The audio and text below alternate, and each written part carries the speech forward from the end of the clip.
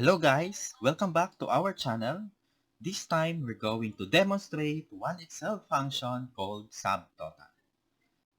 To start, let's open our Microsoft Excel. I have here a sample data to illustrate this function. We called Subtotal. So ano nga ba si Subtotal? Paano ba natin magagamit si Subtotal?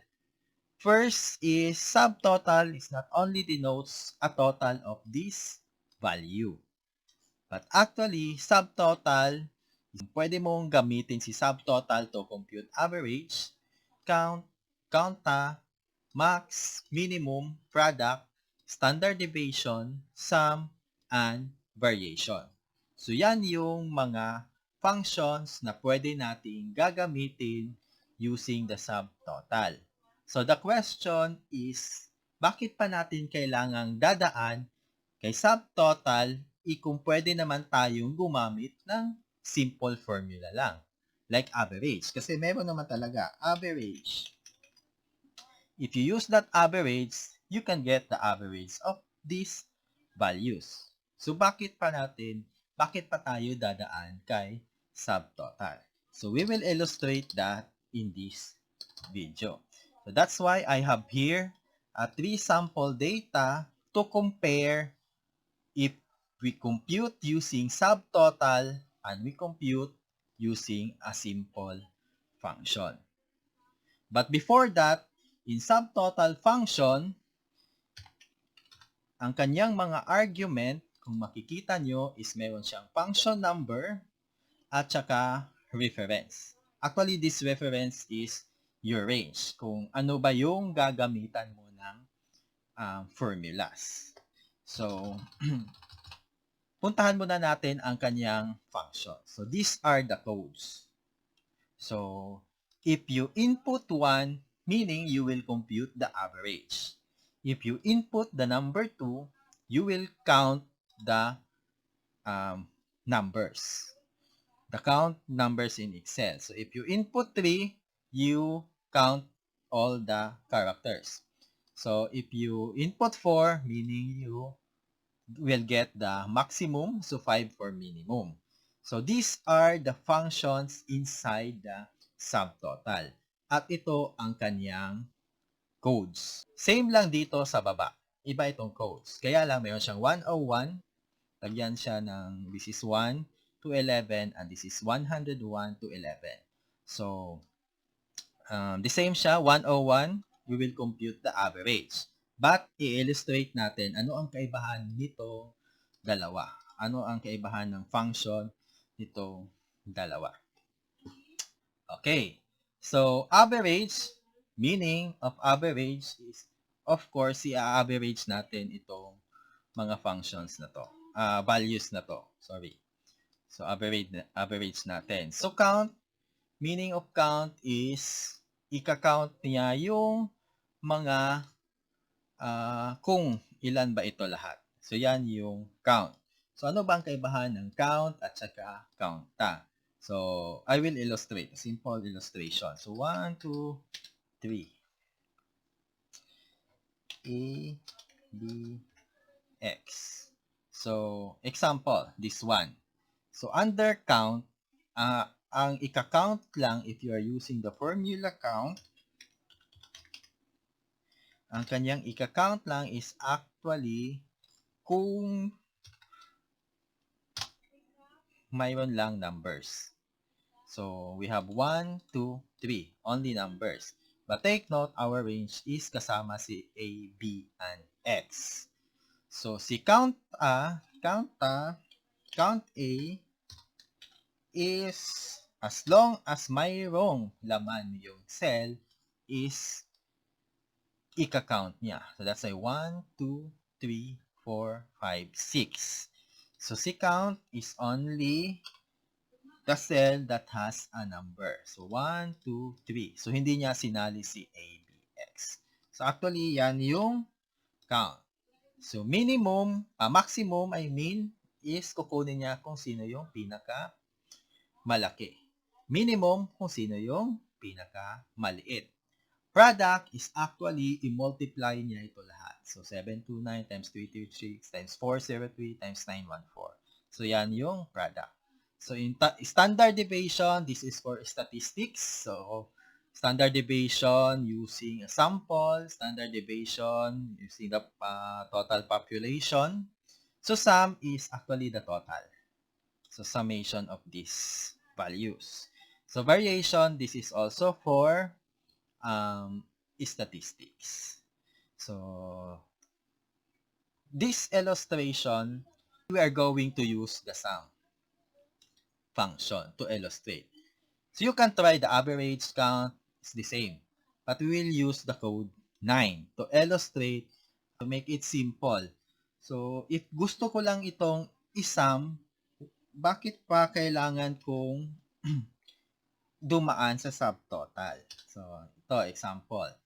This is a simple formula of sum. So, lagyan lang natin ng code. So, this is code 1 to 11. Ito. Sorry. Change muna natin ng text. So, this is code 1 to 11. And this is the code for makita nyo 101 to 111. So, ano ba ang kaibahan nila if we are going to use that? And this is using the simple formula. Okay, tatago lang muna natin ito para makita nyo na mas malaki. So, again, this column is for the code. This one, 1 to 11. And this column is for 101 to 111. And this is if we are going to use the simple formula. Like sa ginawa natin dito. This is a sum. A simple formula. Sum function. So, in subtotal, so kung mapansin nyo ang data, this is just an example. Mayroon kong nilagay. Halimbawa, these are the operation or these are the sales in week 1. These are the sales in week 2. These are the sales in week 3. And these are the sales in week 4. So, total of these sales is actually, ito yung tinatawag nating subtotal. At sa baba, meaning grand total is ito-total natin itong lahat ng subtotal to get our monthly sales. Okay. So, in this formula, we use the simple formula, which is the sum. So, dito, in first one, gagamitin natin si subtotal using these codes, which is we use the number 9 kasi sum ang gagamitin natin. So, equals, subtotal. So, we are going to use the number 9, which is the sum. So, input 9. And then, comma, where's your range? Enter. So, if you can see, pareho naman siya ng total. So, tama lang. Ano na natin? So, yan. This one, we're going to use the subtotal using this 109, which is the sum. 109 and the range. Ayun. So, as you can see, they are the same. Kasi total ng laman ito. So, total. So, tinotal natin ito lahat. This is sum. So, dito, 9 means sum. 109 means sum. Kaya lang, this code is, if there is a hidden, manually hidden cell or manually hidden row, is isasama pa rin niya ng total. Ito naman is, it will exclude a manually hidden row.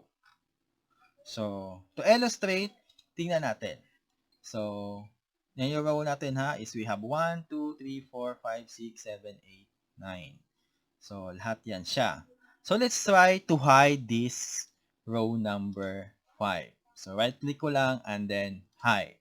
So, wala na si row number 5. So, ano ang napapansin nyo?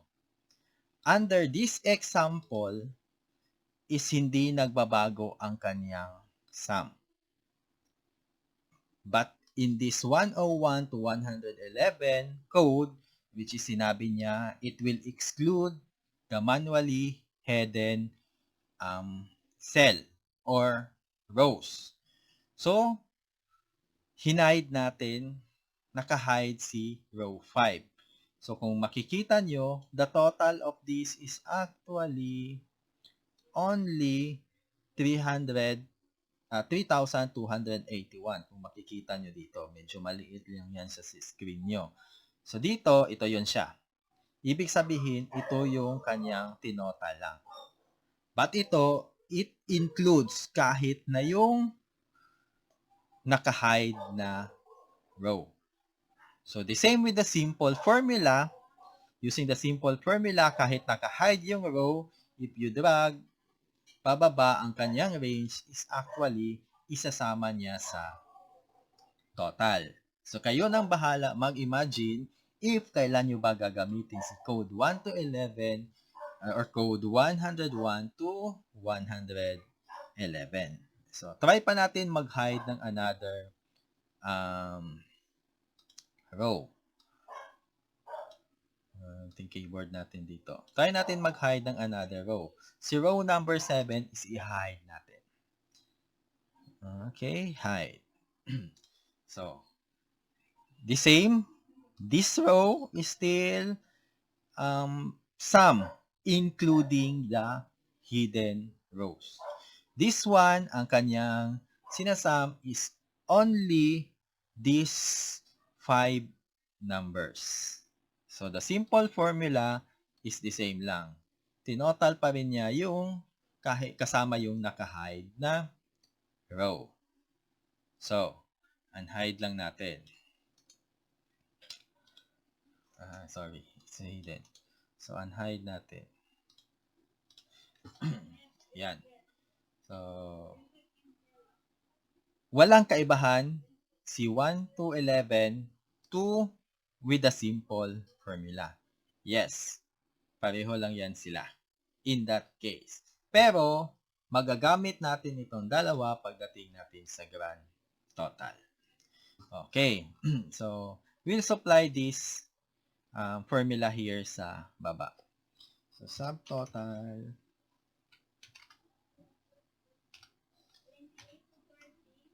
So, the range. Ayan. So, dito is subtotal. So, this is 109. And the reference, this one. Dito is simple formula, which is the sum. Ayan. So, try lang natin kopyahin dito sa baba. Pwede siya. Check natin. Okay, pwede naman. So, this one. Ayan.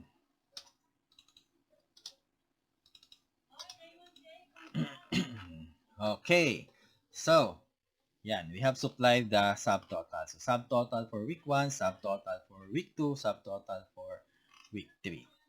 So, sinabi ko kanina that if we manually hide the subtotal or a row, manually hide, ito is include pa rin niya yung naka-hide. Ito, under 101 to 111, is hindi niya isasali sa kanyang total. So, what if is hindi siya manually hide or manually hidden? So, ano ba ibig sabihin ng manually? So, ibig sabihin, right-click mo to and then hide. So, yan yung manually. But, if you are going to use the filter, so, Ano bang filter? Like this one, filter. So, filter natin, halimbawa, tatanggalin natin si letter D or si product D in this example. So, meron tayong A, B, C, D, E, F. So, kung mapapansin nyo, silang dalawa is pareho ng total. Si simple formula is kahit naka-hidden siya under the filter, is sinama pa rin niya ng total or sum. So, yon, mapansin nyo. So, if you use the filter, kahit si 1 to 11 na code, and si 101 to 111 na code, is pareho ng sagot. So, ibig sabihin, if you use the filter, kung ano lang ang makikita niya, yun lang ang kanyang ito-total.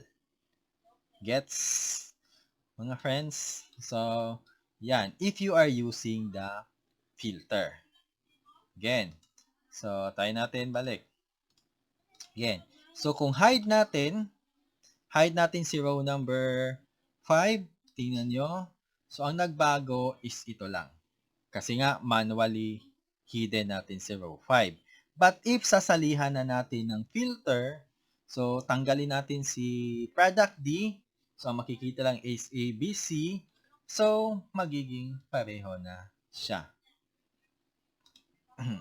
Kahit mag-manual hide tayo dito, as long as merong naka-filter, is hindi na niya isasali sa total dito sa code number 1 to 11. Okay? So, yun. I think that's enough for the illustration of this one. So, ngayon is another good thing why we use the subtotal is if we going to add all the subtotal and it will becomes a grand total. So, ang mangyayari kasi dito, if you were going to get the grand total, ang posibleng gagawin mo is equals, yan, plus ito, plus ito, plus ito, plus ito. So, yan. Total mo siya, 1, 2, 3, 4. So, this one. So, it's okay kasi 4 lang. What if marami siya? What if meron ka pang data dito sa baba na maraming subtotal? So, medyo marami kang i-add. So, yan ang mangyayari. Kasi hindi mo pwedeng gagamitin, kung ganito ang gamitin mo, equal sum, kung isasum mo siya from here to here, ang mangyayari is lahat. So, kahit ito is na-add niya ito. Kasama ito mga subtotal. So, hindi mo pwedeng gawin. Under the same simple formula, ang gawin mo is manually total this 1. Ayan. But using subtotal is pwede ka nang dumiretso ng subtotal na formula and then just supply what is the code, which is the 9 in that sum and then range. Ito ang kanyang range. Sama natin, subtotal. Ayun. Dito, subtotal using the code 109. Then kahit yung range mo is ito lahat. So ano bang napapansin nyo? Under subtotal, or this will become a grand total but the formula is subtotal pa rin. So kahit nadaanan mo ito, kasama siya sa range, pag nakikita niya that the formula is subtotal, is hindi niya isasali sa kanyang addition. Unlike this one, if you are using the sum and then range nito lahat, so ito total niya kasama yung mga subtotal dito. Ayun. So, that's the difference of the three. Ito, ang kaibahan lang nitong dalawa, if meron kang manually hidden na row, for example. So, magbabago siya kasi meron tayong naka-manual hide dito. So, in short, kung marami kang mga subtotal na dito and then gusto mong kunin ang grand total na hindi ka na gumagamit ng simple formula that you manually click isa-isa, you will use the subtotal. So, pwede mo nang highlight ito lahat using the subtotal. Okay, I think that's the simple explanation or illustration on how we will use the subtotal. But you can now, let's see. We can use the average ba in this time. So, these are the total. So, try natin use the average. Ano ba ang code ng average? The number 1. So, pwede.